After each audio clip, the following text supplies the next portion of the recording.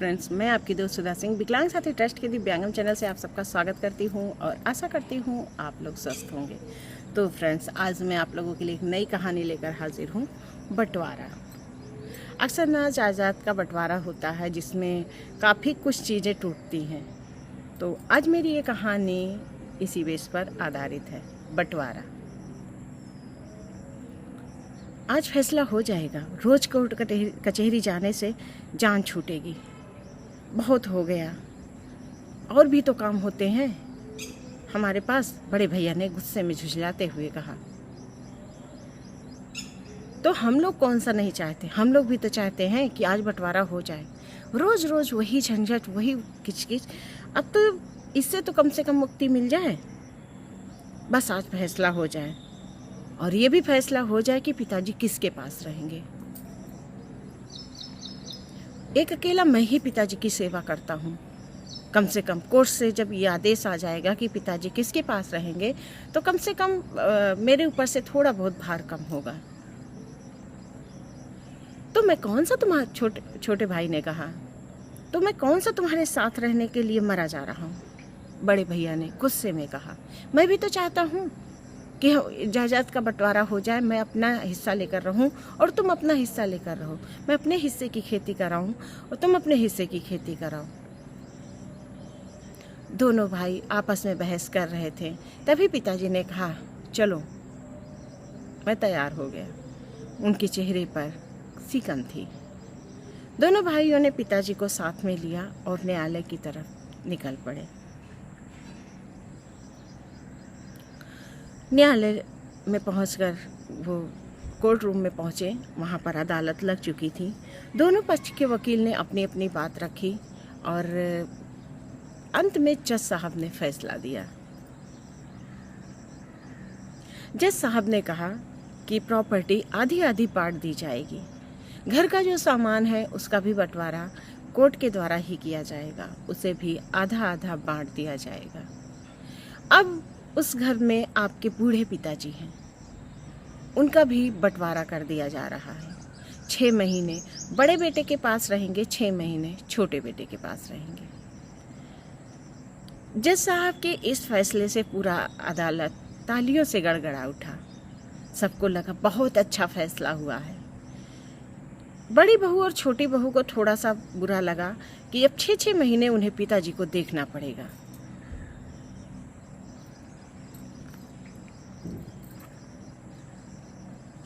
सारे लोग बहुत खुश थे कि कम से कम अब जायदाद का बंटवारा हो गया है। अब जो है ना घर में लड़ाई होगी ना झगड़ा होगा। इसी बीच बूढ़े पिताजी ने उठते हुए कहा, जज साहब, मुझे कुछ कहना है। तो जज साहब ने कहा, जी आदरणीय, कहिए। वो पुनः अपनी कुर्सी पर जज साहब बैठते हुए उन्होंने कहा कि आप कहिए, आप अपनी बात कह सकते हैं। इस पर बूढ़े पिताजी ने कहा, जज साहब, आपने मेरा और मेरी जायदाद का तो बंटवारा कर दिया है, पर क्या किसी ने मुझसे पूछा कि मैं क्या चाहता हूँ? इस पर जज साहब ने कहा, जी महोदय, बताइए आप क्या चाहते हैं। आप हमारी सीनियर सिटीजन हैं, आपकी बात हम जरूर सुनेंगे। आपको भी अपनी बात रखने का पूरा हक है। तो बूढ़े पिताजी ने कहा, जज साहब, ये जायदाद मैंने अपने पिताजी से प्राप्त की है, उनकी सेवा करके, और कुछ मैंने अपनी मेहनत से इस जायदाद को बनाया है। आज जब इसका बंटवारा किया जा रहा है तो किसी ने मुझसे ये भी जानने की कोशिश नहीं की कि मैं क्या चाहता हूँ। और तो और जायदाद के साथ मेरे बच्चों ने मेरा भी बंटवारा कर दिया। महोदय, मैं अपनी भलाई मैं अपनी भलाई चाहता हूँ, और मैं कोई सामान नहीं हूँ जिसका बंटवारा कर दिया जाए। तो इस पर जज साहब ने कहा कि महोदय, बच्चों ने आपकी भलाई के बारे में सोचा है। आप इस बुजुर्ग अवस्था में अपना ध्यान कैसे रखेंगे? कम से कम आप जब दोनों बेटों के पास होंगे तो बारी बारी से वो आपका ख्याल रखेंगे। तो इस पर बुजुर्ग ने कहा कि जज साहब, अगर मेरा ख्याल रखना होता तो मेरे बच्चे जायदाद का तो बंटवारा कर देते, पर उसके साथ मेरा बंटवारा कभी ना करते। मेरा एक बेटा या दोनों बेटे ये कहते हैं कि पिताजी आप हमारे साथ रहिए, जहां आपका मन करे आप वहां रहिए।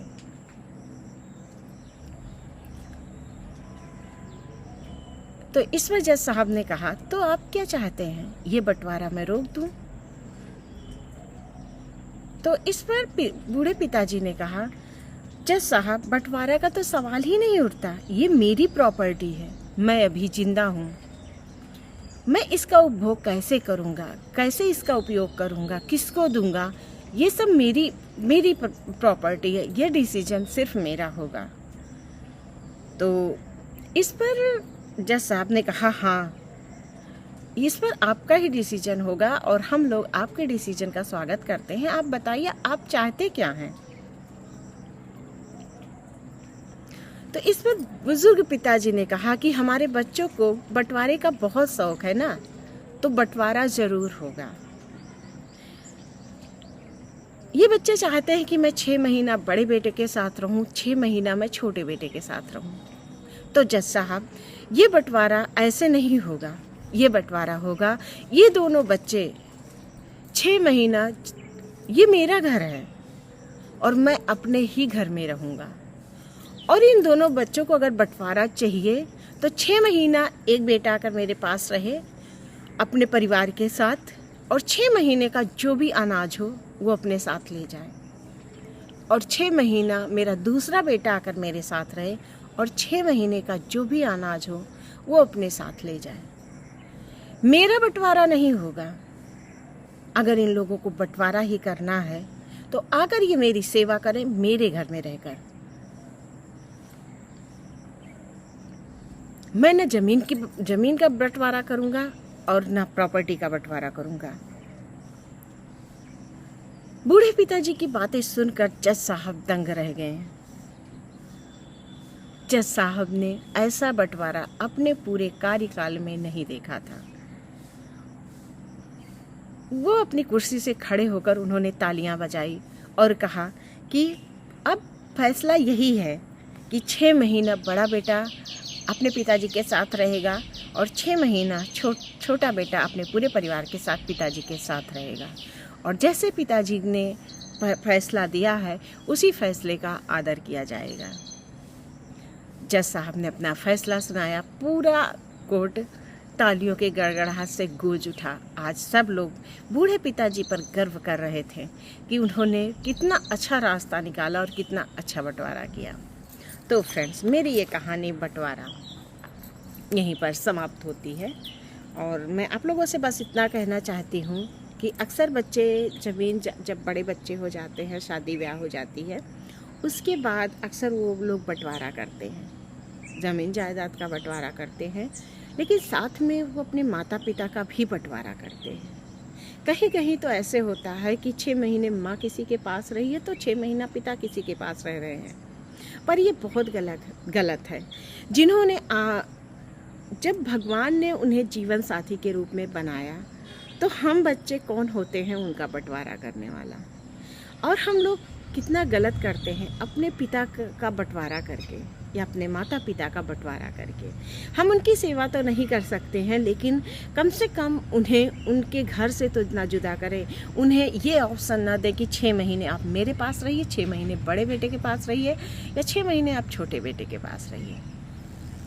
ऐसा ऑप्शन तो नहीं देना चाहिए ना, क्योंकि उन्हें भी जब कहते हैं ना कि अगर एक पेड़ है, अगर हम उसे उखाड़ के कहीं दूसरी जगह शिफ्ट करते हैं तो वो सूखने लगता है। वही सिचुएशन तो हमारे माता पिता की भी तो होती है। आप उन्हें 6 महीने एक जगह रखते हैं तो वो वहाँ पर एडजस्ट होते उन्हें टाइम लगता है, और फिर 6 महीने जब वो वहाँ पर एडजस्ट हो जाते हैं तब उनका तुरंत 6 महीने बाद दूसरे बेटे के पास जाना होता है, फिर उन्हें वहाँ पर टाइम लगता है एडजस्ट होने में। जिन्होंने अपना बुढ़ापा सुखमय रूप से देखा था कि उनके 2-2 बच्चे हैं, 3-3 बच्चे हैं, वो उनकी सेवा बहुत अच्छे से करेंगे। आज जब उनके साथ ऐसे होता है तो वो अपने आप को कोसते हैं। उनकी मनोस्थिति हमें समझना चाहिए और हमें ऐसा गलत काम कभी नहीं करना चाहिए। तो फ्रेंड्स, मेरी ये कहानी बंटवारा यहीं पर ख़त्म होती है और आवाज़ भी कुछ ज़्यादा ही हो रही है। तो इसी के साथ मैं फिर मिलती हूँ नई कहानी के साथ, नई जोश के साथ। तब तक के लिए नमस्कार। बहुत तेज आवाज़ है।